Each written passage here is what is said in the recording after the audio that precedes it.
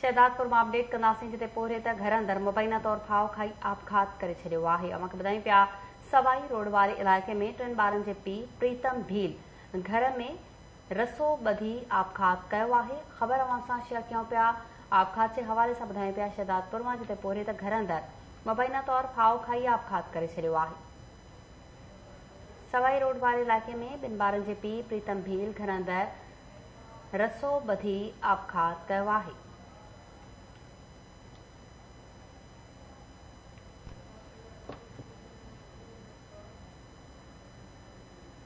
शहदादपुर में पोरे त घर अंदर मुबैना तौर फाव खाई आपघात करे छॾियो आहे।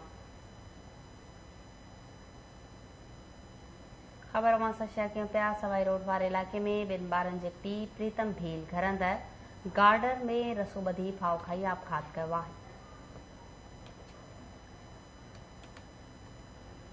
अपडेट कयूं पिया अवां खे शहदादपुर मां जिते पोरे त आपघात कयो आहे।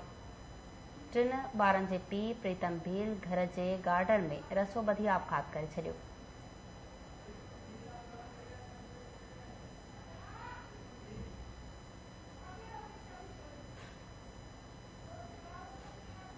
शहदादपुर में अपडेट कयूं पिया जिते प्रीतम भील आपघात कयो आहे। 3 ॿारनि जे पीउ प्रीतम भील घर जे गार्डन में रसो ॿधी फाव खाई आपघात कयो आहे।